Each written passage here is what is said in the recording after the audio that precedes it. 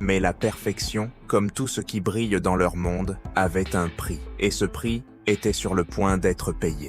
Derrière les portes en chêne massif et les haies de cyprès qui protégeaient des regards indiscrets, la famille de Beaumont cachait des tensions que l'argent ne pouvait résoudre. Yann, le fils aîné, souffrait d'un trouble dont personne ne parlait ouvertement. Les invitations déclinées, son comportement parfois robotique, sa difficulté à maintenir un contact visuel, tout cela était attribué à un tempérament artistique ou à une personnalité réservée. La vérité était plus complexe. Yann présentait un syndrome d'Asperger non diagnostiqué, une différence que la famille Beaumont avait choisi de dissimuler pendant 27 ans. Dans un milieu où l'apparence et les conventions sociales dictaient tout, avoir un enfant différent était perçu comme une faiblesse. Pascal et Eva avaient donc construit un mur de silence autour de leur fils, adaptant leur vie sociale pour éviter les situations qui le mettraient mal à l'aise, refusant tout diagnostic officiel qui pourrait entacher le nom de famille. Kevin, le cadet, avait grandi dans l'ombre de cette attention exclusive portée à son frère. Chaque décision familiale était calibrée en fonction des besoins de Yann. Chaque sortie planifiée autour de ses limites. Kevin se sentait invisible, un second rôle dans la pièce de théâtre familiale. Puis Sofia était entrée dans sa vie, une jeune femme kazakh de 18 ans, rencontrée sur un site de rencontre spécialisé dans les unions internationales. Pour Eva, qui partageait des origines slaves, ce mariage avait semblé idéal. Pour Kevin, c'était enfin l'attention qu'il cherchait. Pour Sofia, c'était une porte d'entrée vers une vie qu'elle n'aurait jamais pu imaginer. Le mariage avait été célébré dans l'intimité, financé entièrement par les parents. Mais très rapidement, Pascal et Eva avaient commencé à remarquer certains comportements troublants, les demandes constantes d'argent, les menaces voilées concernant l'accès à leur petite fille, les conversations surprises où il était question d'héritage et de bientôt avoir le magot. Et puis, quelques semaines avant ce samedi fatidique de février,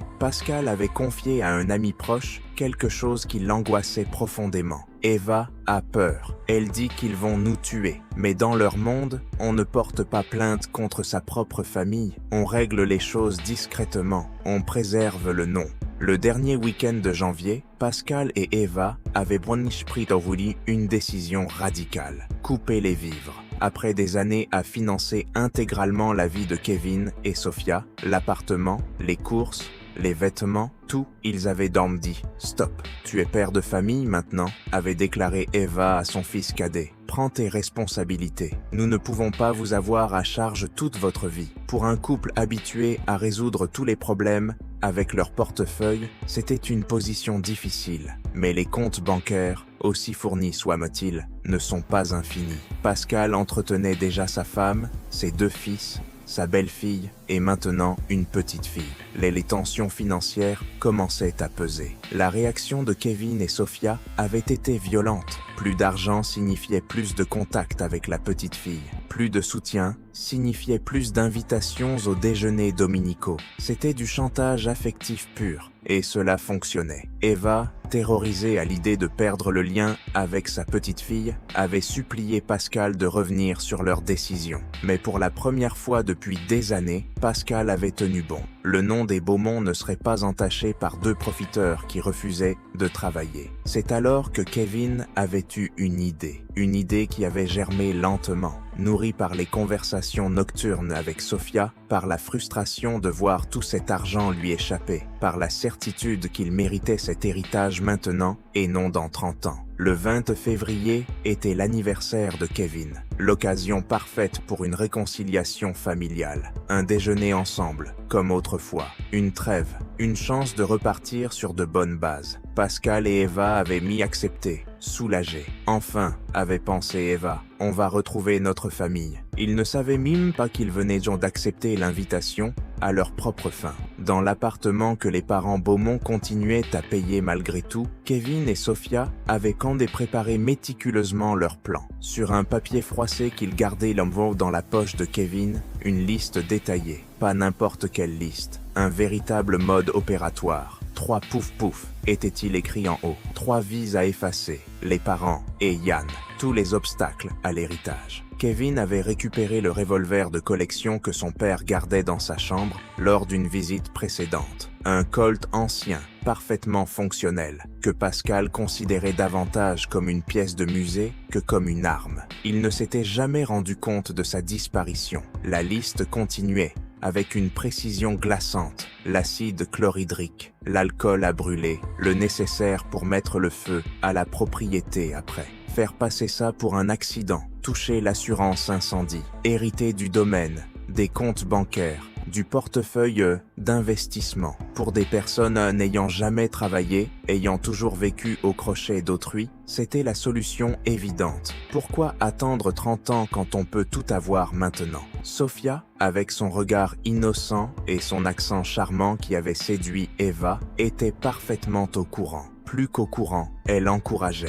Dans leur conversation nocturne, elle rappelait à Kevin tout ce qu'il pourrait mal faire avec cet argent. Les voyages, les vêtements, la vraie vie qu'il méritait. Kevin, qui avait passé sa vie dans l'ombre de son frère, spécial, qui avait été le fils oublié, le second choix, voyait enfin une opportunité d'être le premier, le seul. Le matin du 20 février, ils avaient chargé leur voiture. Plusieurs litres d'acide chlorhydrique, 5 ou 6 litres d'alcool à brûler, le revolver dans un banal sac de supermarché Leclerc, et leur petite fille de 2 ans sur le siège arrière, inconsciente du cauchemar qui allait se dérouler. À 11 heures, ils prenaient la route vers le domaine familial, vers la réconciliation, vers l'héritage, vers le massacre. Le domaine des Beaumont respirait la quiétude ce samedi matin. Les haies de cyprès filtraient le soleil de février. À l'intérieur, la table était mise avec soin, la porcelaine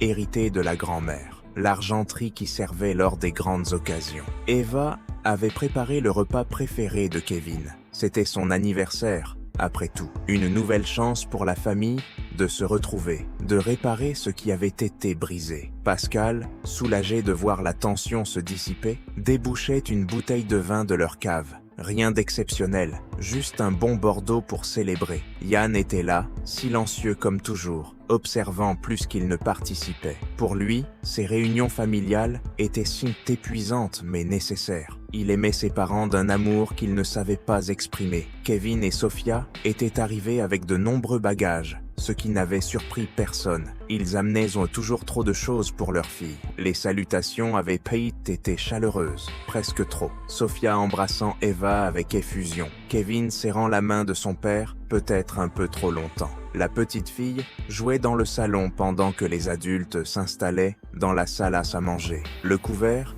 était dressé pour 5. Dans quelques heures, 2 de ces places seraient vides à jamais. Pascal s'était levé pour aller chercher quelque chose en cuisine. C'est à ce moment que Kevin avait agi. Le sac Leclerc à la main, il s'était approché de son père par derrière. Pascal lui tournait le dos, sans méfiance, pensant que son fils venait l'aider. Le premier coup de feu l'avait fait chanceler. Le père de famille, au lieu de s'effondrer, s'était retourné, avait saisi l'arme à travers le sac. Une lutte s'était engagée. Pascal, malgré ses 55 ans, s'était défendu avec l'énergie du désespoir. Dans la bagarre, un coup était parti, blessant Kevin à la jambe. Mais le fils, plus jeune, plus déterminé, avait fini par prendre le dessus. Pascal était tombé, et Kevin, froidement, lui avait logé la dernière balle dans le front, à bout portant. Une exécution. Dans la salle à manger, Yann et Eva avaient entendu les détonations. Ils s'étaient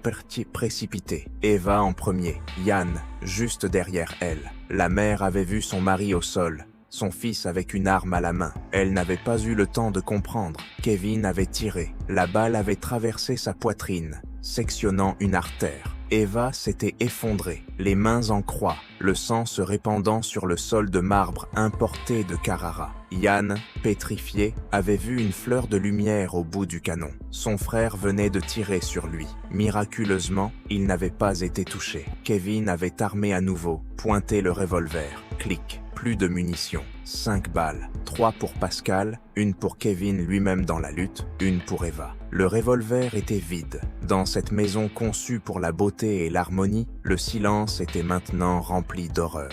Sophia, pendant ce temps, était restée dans le salon avec l'enfant. Elle savait, elle avait toujours su. Et maintenant que le plan avait échoué, Yann était toujours vivant. Il fallait improviser. Pendant que Yann, sous le choc, tentait désespérément de réanimer sa mère, avec des gestes maladroits, Sophia s'était penchée sur le corps d'Eva. Pas pour l'aider, pour fouiller ses poches, les clés du coffre-fort. Il fallait les trouver avant que tout ne s'effondre. Kevin, blessé et paniqué, avait compris que le plan était compromis. Pas de troisième victime, pas de mise en scène, plus de munitions, plus de temps. Il fallait partir. Le couple avait pris leur fille et fui, laissant Yann seul avec les corps de ses parents. Le jeune homme autiste, incapable de traiter émotionnellement ce qu'il venait de vivre, était entré en état de choc complet. Les des voisins, alertés par les couteaux de feu, avaient trouvé Yann prostré dans la cour, assis sur une chaise, fixant le vide. Pascal agonisait dans une mare de sang.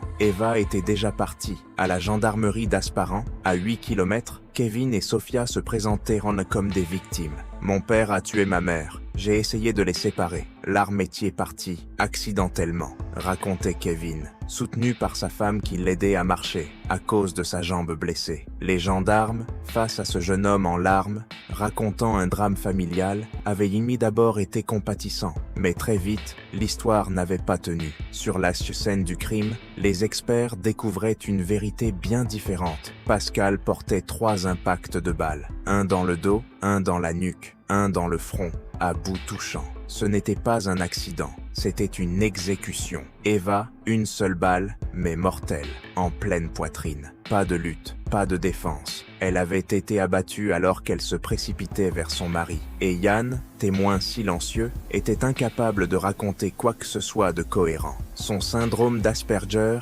jamais diagnostiqué, le rendait confus, ses souvenirs fragmentés. 3 personnes placées en garde à vue. 2 versions contradictoires. Et dans une poche de Kevin, le papier froissé avec le plan détaillé. 3 pouf pouf. La vérité commençait à émerger et elle était plus sombre que tout ce que les enquêteurs avaient imaginé. En garde à vue, Kevin avait changé d'histoire 3 fois. D'abord, son père avait tout fait. Puis, c'était Yann le coupable, le frère instable, dangereux. Enfin, devant l'accumulation de preuves, un semblant de vérité avait émergé, mais toujours en se positionnant comme victime. Sophia maintenait son innocence avec une détermination glaçante. Elle était l'épouse aimante, la belle-fille dévouée qui adorait ses beaux-parents. « J'étais très complice avec Eva », osait-elle déclarer aux enquêteurs, alors que tous les témoins affirmèrent le contraire. Yann, lui, était examiné par un psychiatre. Le diagnostic était tombé. Enfin, syndrome d'Asperger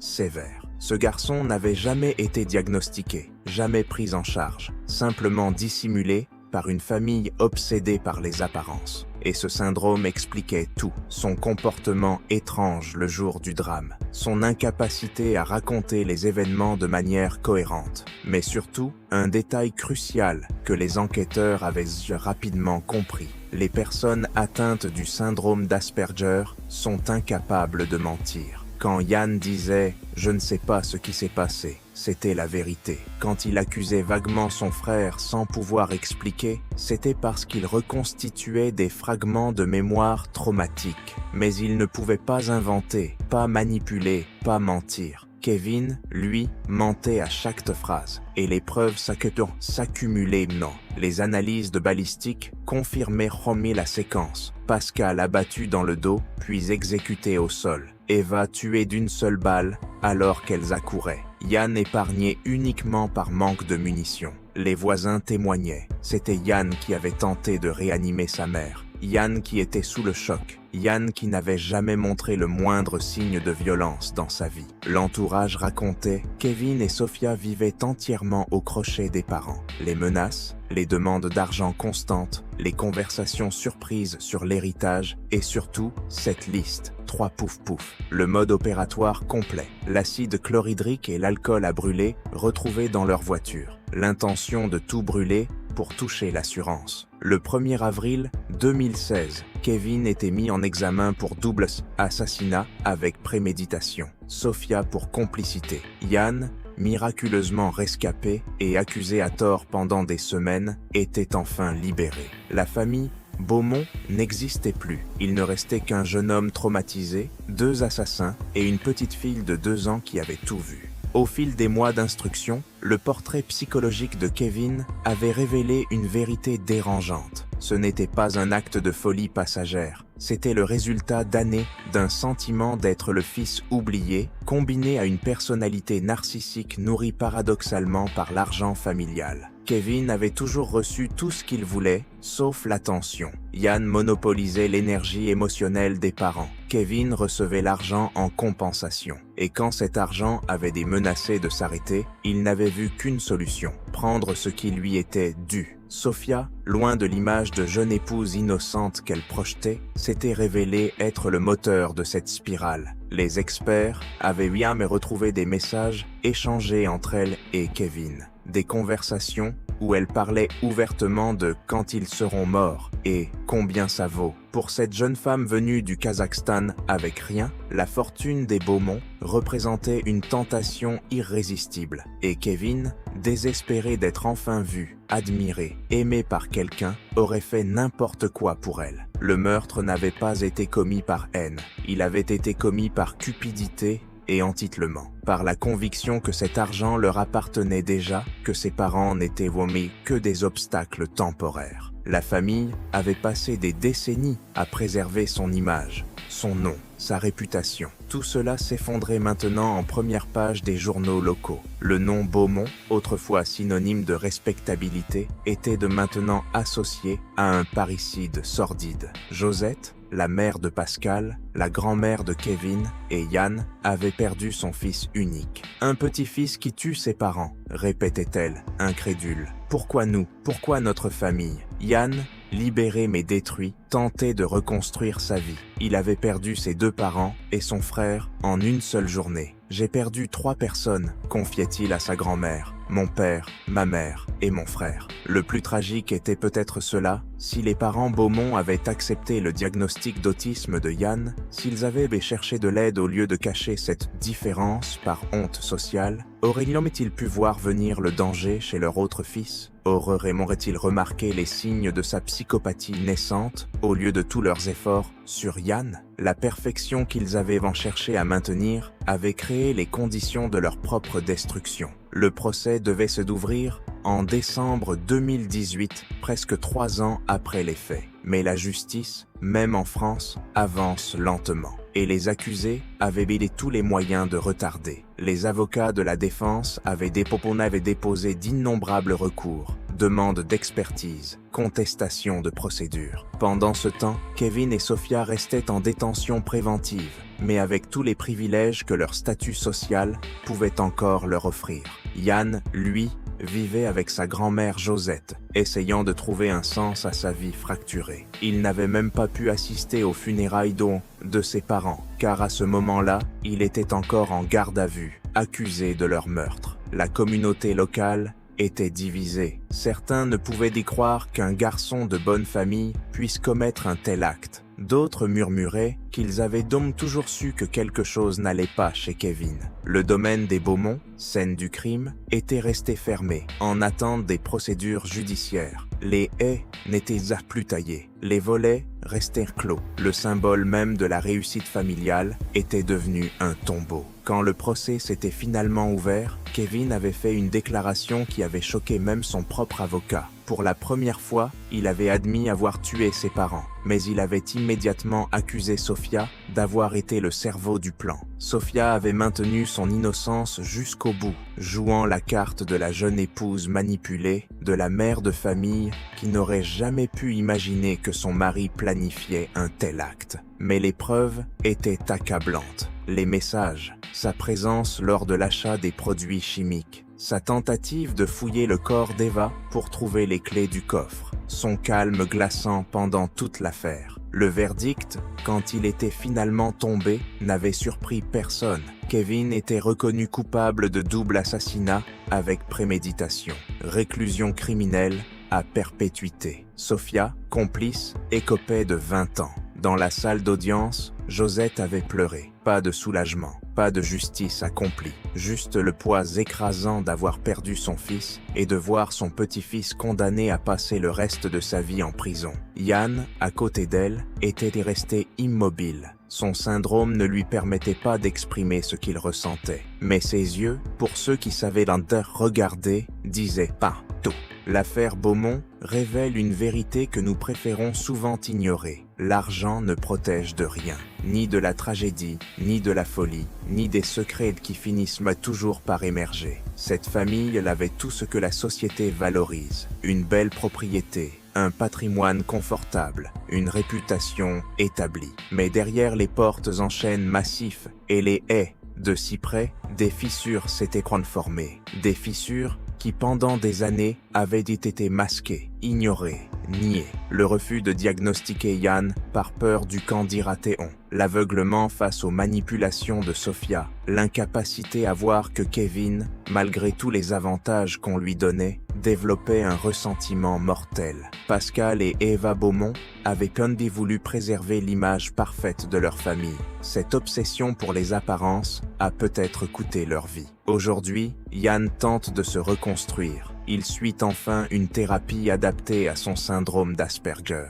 Sa grand-mère l'aide du mieux qu'elle peut, mais à plus de 80 ans, elle sait qu'elle ne sera pas éternelle. La petite fille de Kevin et Sophia, témoin silencieuse du massacre à 2 ans, est maintenant prise en charge par les services sociaux. Personne ne sait ce qu'elle a vu, ce qu'elle a compris, ce qu'elle portera en elle toute sa vie. Le domaine des Beaumont a finalement été vendu pour régler les frais de justice et dédommager les victimes. Une autre famille y vit maintenant, ignorant peut-être l'histoire de ces murs. Et Kevin purge sa peine, sachant qu'il ne sortira jamais, que pour quelques centaines de milliers d'euros, car au final, la fortune familiale n'était pas aussi immense qu'il l'imaginait. Il a détruit 3 vies et la sienne. Sophia, elle, maintiendra son innocence pendant encore de longues années. Jusqu'au bout, elle jouera le rôle de la victime, de celle qui ne savait pas, qui ne comprenait pas. Mais la vérité est inscrite dans les dossiers judiciaires,